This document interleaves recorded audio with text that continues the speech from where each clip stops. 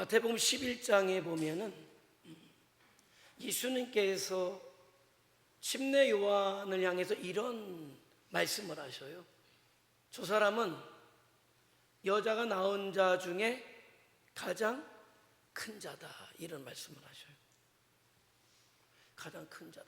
도대체 침례 요한이 어떤 인생을 살았길래 가장 큰 자다 이렇게 말씀하실까? 침례 요한은 예수님보다 6개월 먼저 태어났어요. 그런데 어느 순간부터인가 광야로 나가서 수도 생활을 했단 말이에요. 그러니까 전해지는 문서에 의하면 이 침례 요한이, 우리가 성지순례 가면은 사해바다 옆에 있는 쿰란이라는 곳, 성경이 발견된 쿰란 사본이 발견된 그곳에 쿰란 공동체가 있었는데 그 쿰란 공동체의 일원이었다, 이런 이야기도 있어요. 그리고 마침내 30세가 되었을 때 그는 마침내 회개하라 천국이 가까웠다라고 외침으로 수많은 사람들이 그의 외침을 듣고 찔림을 받고 회개하고 요단강에도 침례를 받게 되므로 사실은 그가 위대한 선지자의 반열에 오르게 돼요. 그런데 문제는 그 기간이 그렇게 길지 못했다는 거예요. 불과 1년 남짓. 1년 남짓이에요. 그리고 마지막 그가 헤롯과 그의 제수씨죠. 그 동생 빌립이었던 아내가 헤로디아인데 동생의 아내와 함께 불륜을 저지른 것을 지적하면서 그 죄를 회개할 것을 이야기했거든요. 그래도 헤롯은 침례 요한에 대한 두려움이 있었어요. 왜? 하나님의 보내심을 받은 자였기 때문에 자기가 죄를 범했다는 사실 앞에 움츠렸지만은 헤로디아는 얼마나 간교한지 그것을 앙심을 품고 있다가 마침 헤롯 생일에 많은 사람들이 모였을 때 자기 딸이었던 살로메를 시켜서 춤을 추게 하고 기분을 좋게 한 다음에 헤롯이 취중에 이런 얘기를 하죠. 네 소원은 내가 다 들어주마, 나라의 절반까지라도 주마, 너가 원하는 것이 무엇이냐 라고 할 때 그 딸 살로메가 가서 헤로디아에게 헤롯 왕이 이렇게 얘기하는데 내가 무엇이라고 말할까요? 그래, 잘됐다. 침례 요한의 목을 요구하거라. 그래서 그 자리에서 침례 요한의 목을 요구했고 침례 요한이 목 베어 죽임을 당했고 소반에 담겨서 수많은 사람들에게 구경거리가 되는 마지막. 그러니까 비참하죠. 그의 사역은 회개하라 천국이 가까웠다라고 외침부터 그가 목베임을 당해 죽을 때까지 불과 1년밖에 되지 않았어요. 그러나 그럼에도 불구하고 예수님은 그를 향해 뭐라고 말씀하시냐? 여자가 낳은 자 중에 가장 큰 자다, 이런 말씀을 하시는 거죠. 도대체 그 이유가 무엇일까? 저는 물론 저에게도 말씀을 준비하면서 저에게도 외쳤던 말씀이기도 합니다만은 여러분에게도 동일하게 제가 갖는 마음은 오늘 말씀을 통해 저와 여러분이 하나님께서 저와 여러분을 보실 때 큰 자다, 그래 너는 큰 자다, 그렇게 인정받는 자들이 저와 여러분이 될 수 있기를 축원해 드립니다. 그게 오늘 말씀을 통해 여러분에게 제가 당부하는 것이고 그런 축복이 여러분에게 임하기를 원하는 것이에요.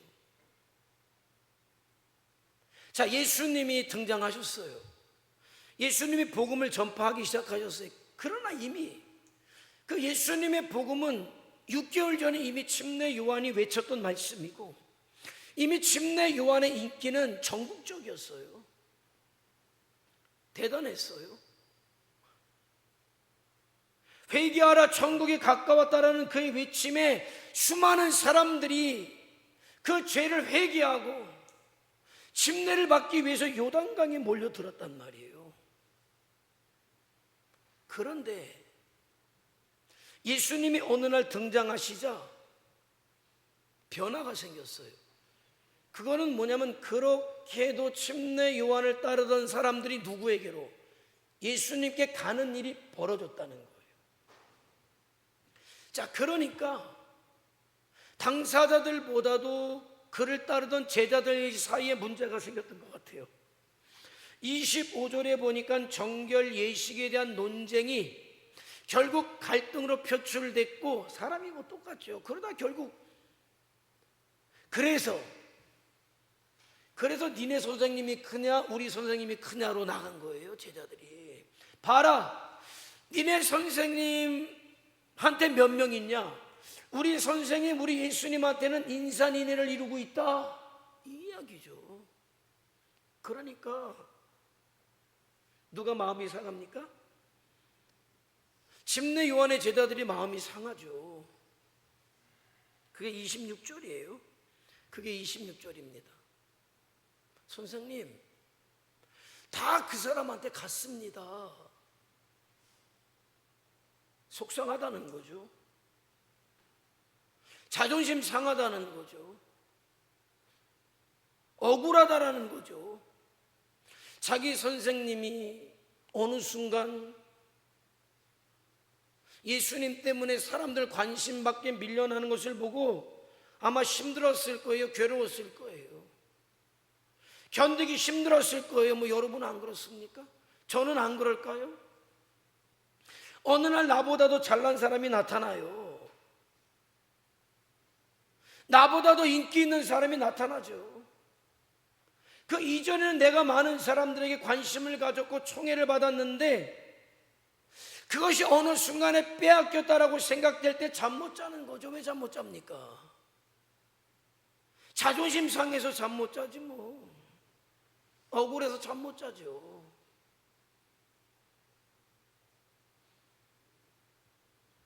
어느 교회 말이에요,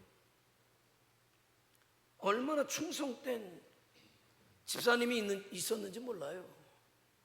얼마나 충성됐는지 목사님과 성도들의 칭찬과 인정을 한 몸에 받아요. 그런데 어느 날 다른 교회를 다니던 집사님이 그 교회 등록을 했어요. 그런데 그분도 얼마나 충성됐는지 몰라요. 얼마나 봉사를 잘하는지 몰라요.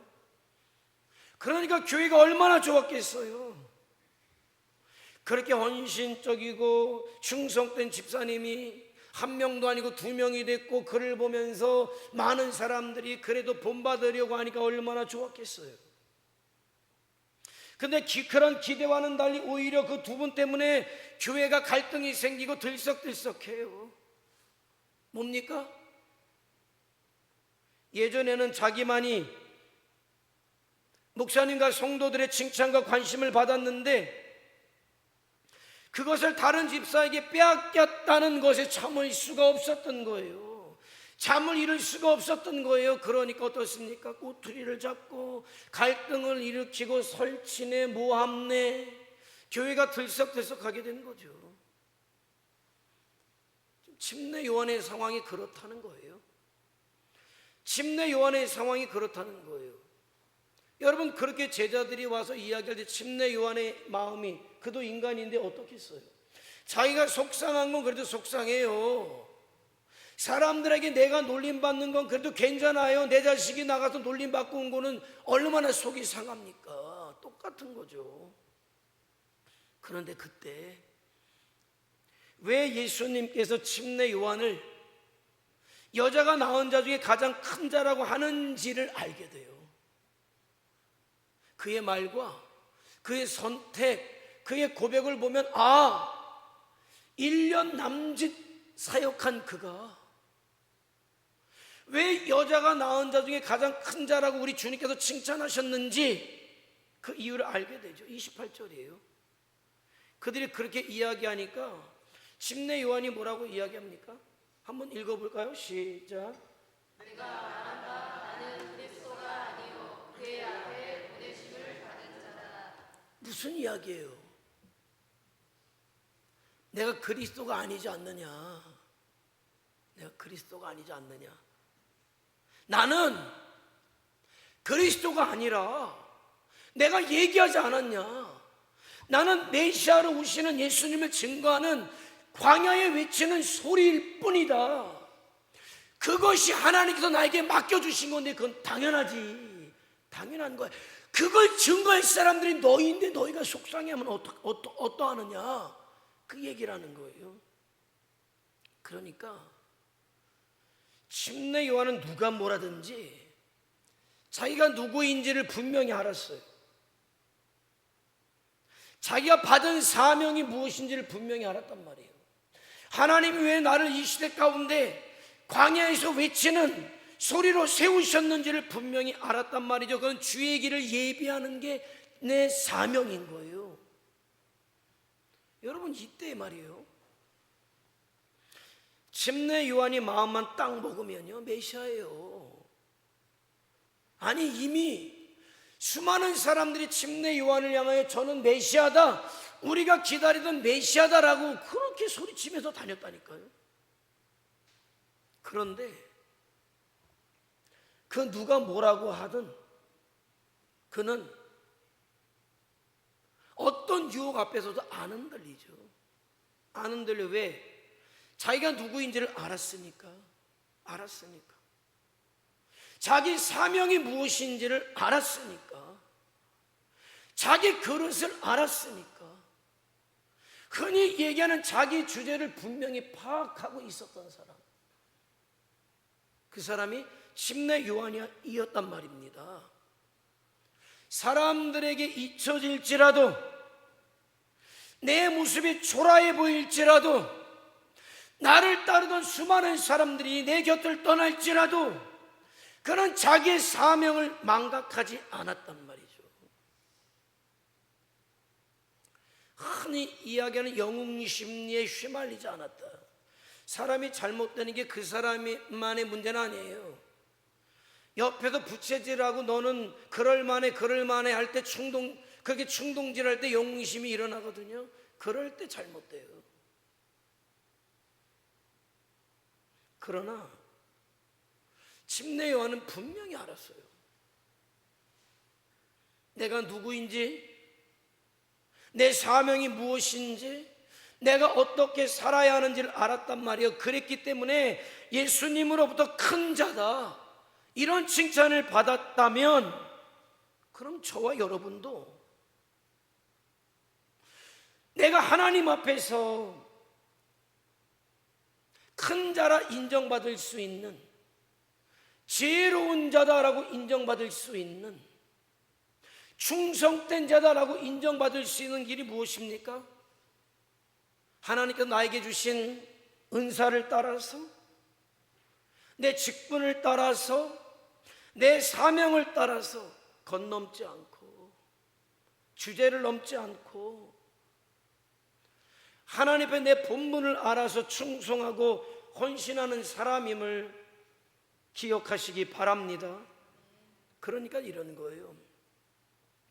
내가 받은 은사를 모르고, 내가 받은 달란트를 모르고, 내가 받은 사명을 모르는 사람은 작은 자에 불과하다. 작은 자에 불과하다는 거예요. 비록 작지만 이곳에 보내신 분이 하나님이시기 때문에 이곳에서 충성할 수 있다면 그는 큰 자예요. 그는 큰 자입니다. 그러나 그 사실을 알지 못하면 작은 자가 되는 거예요. 아무리 큰 곳에 갔다 할지라도 자기 본분을 망각하고 자기 사명을 망각하면 그 사람은 작은 자에 불과한 뿐인 거죠. 그래서 저는 저와 여러분이 사명 따라, 은사 따라, 직분 따라 충성하심으로 작은 자가 아니라 하나님 앞에 큰 자가 될 수 있기를 주님의 이름으로 축원해 드립니다. 자, 두 번째는 이래요. 예수님께서 왜 침례 요한을 큰 자라고 하셨을까? 이유가 29절에 나와요. 29절을 읽으라는 건 집중하자는 거예요. 자, 29절 한번 읽어볼까요? 시작. 신부를 취하는 자는 신랑이나 서서 신랑의 음성을 듣는 친구가 크게 기뻐하나니 나는 이러한 기쁨으로 충만하였노라. 아니, 예수님이 누굽니까? 아니, 자기를 지금 초라하게 만드는 사람이 예수님이에요. 자기의 모든 인기를 다 빼앗아간 분이 예수님이란 말이에요. 그런데 뭐라고 이야기합니까? 나는 그런 예수님을 보면서 나를 초라하게 만든 나의 인기를 빼앗아간 예수님이지만 난 그분을 보면서 기뻐한다. 잔치집 신랑 친구에 비유하면서 나는 잔치집 신랑의 친구에 불과하다, 이렇게 얘기해요. 여러분, 신랑이 나타나기 전까지 주인공은 누군지 아십니까? 신랑 친구들이에요. 왜?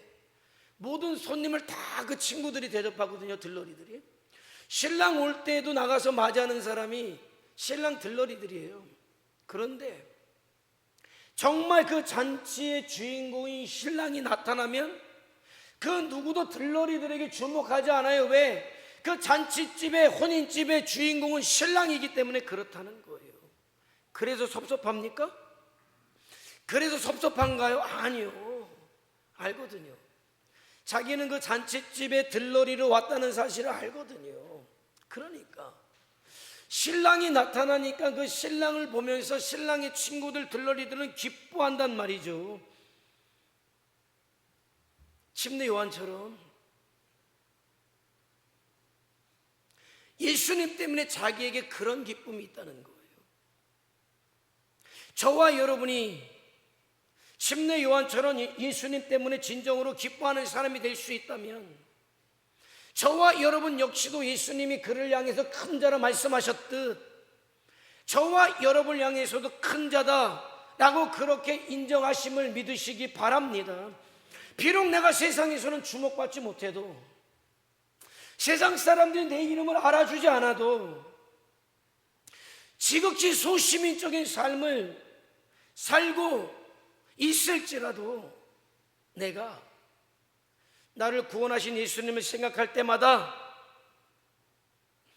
내 사는 것과 상관없이, 내가 좀 풀리는 것과 안 풀리는 것과 상관없이 그 예수님으로 인하여 하박국이 그랬던 것처럼 외양간에 소가 없고 무화과 열매가 없을지라도 나를 구원하신 하나님, 나를 구원하신 예수님을 인하여 기뻐할 수 있다면 그가 큰 자임을 믿으시기 바랍니다. 그거죠. 침례 요한이 예수님 때문에 기쁨이 충만했다는 거예요. 그러니까 보면 볼수록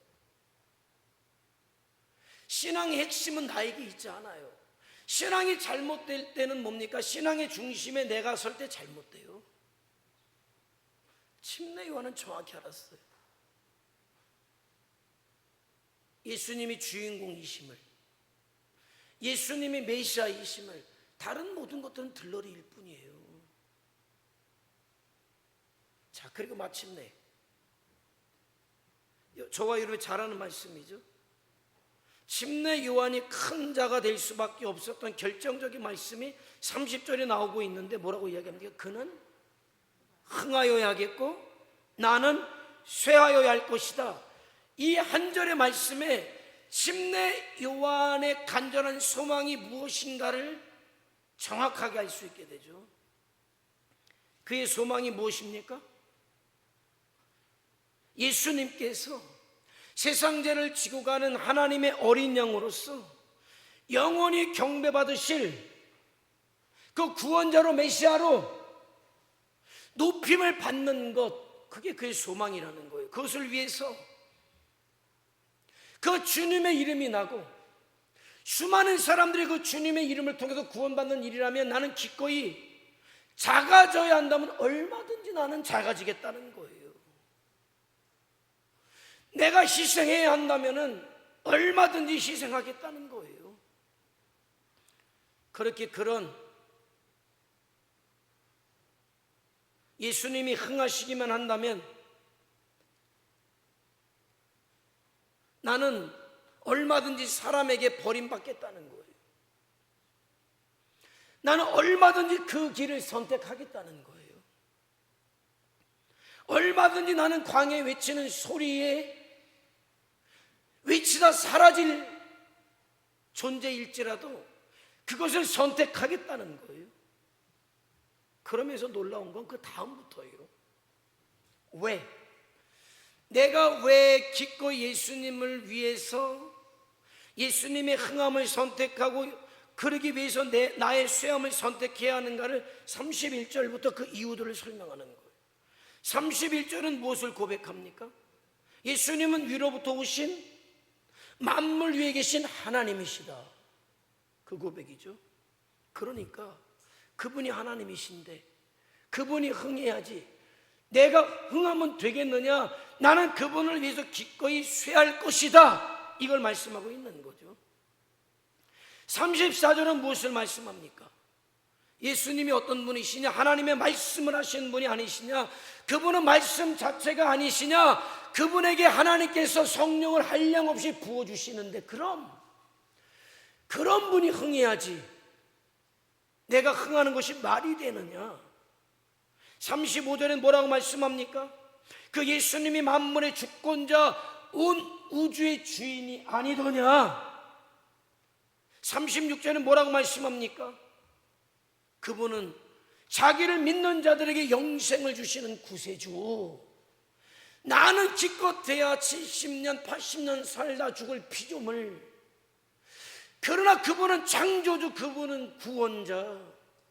나는 한 사람도 살릴 수 없는 인생이지만은 그분은 온 인류를 구원하실 수 있는 메시아이신데 당연히 그분이 흥해야 하고 나는 쇠하여 할 것이 아니냐. 이 진리를 분명히 알았어요.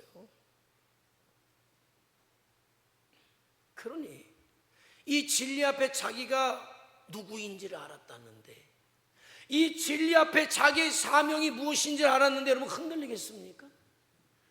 여러분 이거를 모를 때 흔들려요. 이단의 교주들이 그냥 됐는 줄 아십니까? 아니요. 누구보다도 하나님 앞에 진실하고자 원했어요. 주신 능력을 가지고 주님의 증인 되기를 원했단 말이에요. 그런데 어느 순간부터 사람들이 옆에서 그래요. 당신 하시는 거 보니까 당신이 재림한 예수이십니다. 당신이 수많은 사람들을 구원할 수 있습니다. 자꾸 이야기하니까 자기도 헷갈려요. 그런가? 하나님이 나를 그렇게 이 땅에 구원자로 세우셨나? 그거예요, 여러분.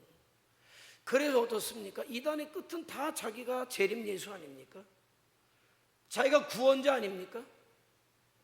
침례 요한이 겪었던 그 길을 그대로 가요. 그런데 그들은 세상의 가장 작은 자, 침례 요한은 여자가 낳은 중에 가장 큰 자. 차이가 무엇입니까? 자기를 잃어버린 거죠. 자기가 누구인지를 잃어버린 거죠. 자기의 사명을 잃어버린 거죠. 여러분 이 시대 가운데 나에게 어떤 은사를 주셨다?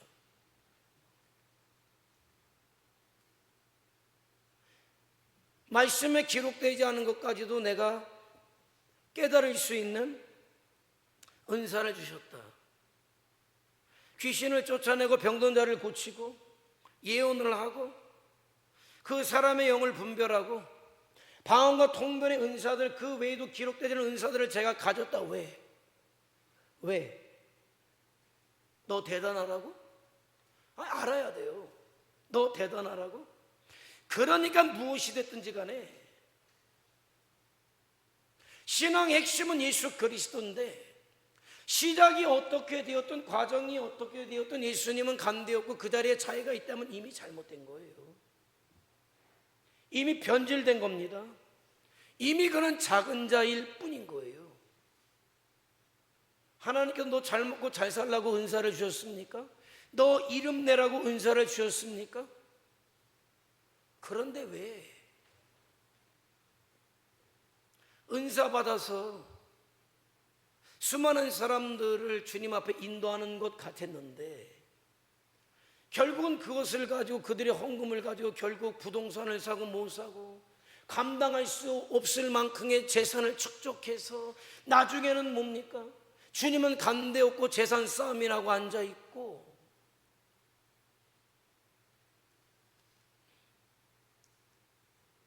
저와 여러분에게 뭘 주셨다면 주님 증거하라고, 그 받은 은사를 가지고, 가진 재능을 가지고, 가진 달란트를 가지고 주님 증인되라고죠. 100% 주님 증인되라고.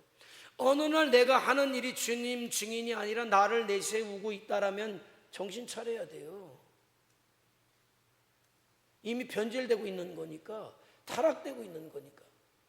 어느 순간에 사람들이 말이죠, 나를 알아주는 자리에 가기를 원해요. 그래서 참 재밌는 일이지만은 어떤 행사가 있다, 내 이름이 순서에 있느냐 없느냐에 따라서 참여하고 안 하고가 결정돼요.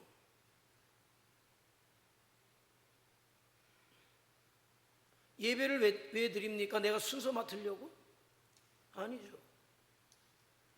하나님께 영광 올려드리는 자리가 예배의 자리인데, 그 예배 자리에 내 순서가 없다고 기분 나쁘다 그래요.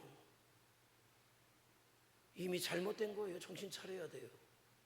예배에 내 순서가 없어서 기분 나쁘면 그는 누굽니까? 도대체 누굽니까? 예배 받으시는 분이 하나님이신데 예배가 내 마음대로 진행이 되지 않아서 기분 나쁘다, 예배 순서에 내 이름이 없어서 기분 나쁘다, 정신 차려야지. 혹 인간이기 때문에 그런 마음이 들 때 정신 차려야지. 마귀가 주는 마음임을 금방 알아채려야죠. 그럼 몰아내야 되죠. 근데 분명히 알았어요. 침례요한은 분명히 알아서 그런 소리 하지 말아라. 속상하겠죠. 제자들이 와서 억울하다고 하겠죠. 그러나 너 그런 소리 하지 마. 내가 뭐라고 했니? 내가 메시아라고 그랬냐? 아니잖아. 나는 단지 광야에 외치는 소리일 뿐이잖아. 나는 주님의 길을 예배하는 자일 뿐이잖아. 그걸 증거할 자들이 너희란 말이야 라고 이야기하죠. 흔들리지 않아요. 나는 주님을 위해서 얼마든지 낮아질 거야. 주님을 위해서 얼마든지 나는 희생할 거야. 사랑하는 성도 여러분, 이 시대도 말이죠, 두 부류의 신앙인이 있어요. 한 부류는 주님의 이름을 이용해서 내가 흥하겠다. 주님은 단지 나의 조력자일 뿐이에요. 나를 도와야 되는 존재일 뿐이에요. 그러나 또 한 부류는 침례 요한처럼 예수님을 위하여 기꺼이 자기가 쇠하기를 선택하는 자들이에요. 물을까요? 여러분은 어느 부류에 속하고 계십니까? 그는 흥하여야 하겠고 나는 쇠하여야 하리라. 이것이 저와 여러분의 선택, 저와 여러분의 고백이 될 수 있기를 주님의 이름으로 축원해 드립니다. 예수님의 흥함을 위해서 여러분이 작아져야 한다면 얼마든지 작아지시기 바랍니다. 예수님의 흥함을 위해서 여러분이 희생해야 한다면 기쁨으로 희생하리란 말이에요. 예수님의 흥함을 위해서 여러분의 충성이 필요하다면 죽도록 충성하시기를 축원해 드립니다. 예수님의 흥함을 위해서 여러분이 사람들에게 버림을 받는다 할지라도, 그리고 광야에서 외치다가 사라지는 소리가 된다 할지라도 그렇게 살겠다고 단호하게 결단하시기를 축원해 드립니다. 예수님의 흥함을 위해 살았던 침례 요한을 그 누가 작은 자라고 하겠어요? 그는 하나님 나라의 큰 자란 말입니다. 오늘 이 시간 저와 여러분 모두가 각자 받은 달란트와 은사와 사명을 따라서 충성하고 생명의 주님, 구원자 예수님으로만 기뻐하고 그런 예수님의 흥함을 위해서 기꺼이 나의 쇠함을 선택할 수 있는 하나님 나라의 큰 자들, 천국의 주인공들이 저와 여러분이 되시기를 주님의 이름으로 축원해 드립니다. 기도하시겠습니다.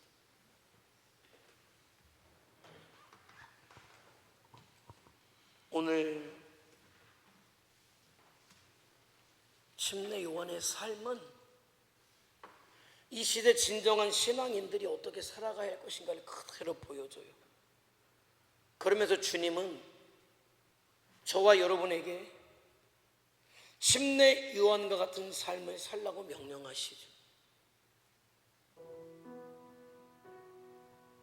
여러분은 어떤 분이십니까? 여러분을 왜 이 시대 가운데 성도로 부르셨습니까? 무엇을 위해서 부르셨습니까? 주님으로 말미암아 구원받고 그 기쁨을 가지고 주님의 증인되라고, 그 일을 위해서, 그 주님의 흥함을 위해서 내가 기꺼이 쇠해야 한다면 쇠하는 인생을 살고, 내가 희생해야 한다면 기쁨으로 희생하고, 그럴 때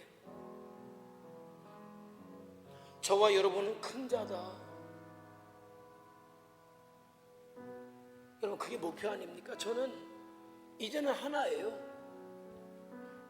주님께서 침례 요한에게 여자가 낳은 자 중에 큰 자다 하셨듯, 주님께서 그래 너도 큰 자다, 이 소리 듣는 게 제 소원이고 목표예요. 뭐 제가 이제 와서 무슨 1000명이 목회를 하겠습니까? 10,000명이 목회를 하겠습니까? 아니요. 그게 제 목표가 아니라 어디에 있든지 나에게 맡겨주신 사명에 충성함으로, 그것을 위해서 삶으로, 그래 너도 큰 자다, 이런 인정을 받는 거예요. 나는 또 소원해요. 간절히 기도하는 거, 여러분들도 여러분의 받은 직분 따라, 사명 따라, 달란트 따라 변함없이 충성하고 주님을 위해서 기꺼이 나를 내려놓고 희생함으로, 그래 너도 큰 자다, 그래 너도 큰 자다, 이런 인정받는 자들 되길 원해요. 하나님, 내가 침례 요한과 같이 큰 자 되길 원합니다. 더 믿음 주시고 그런 삶을 살도록 그렇게 역사하옵소서. 우리 다 같이 주여 한번 부르며 통성으로 기도합니다. 주여.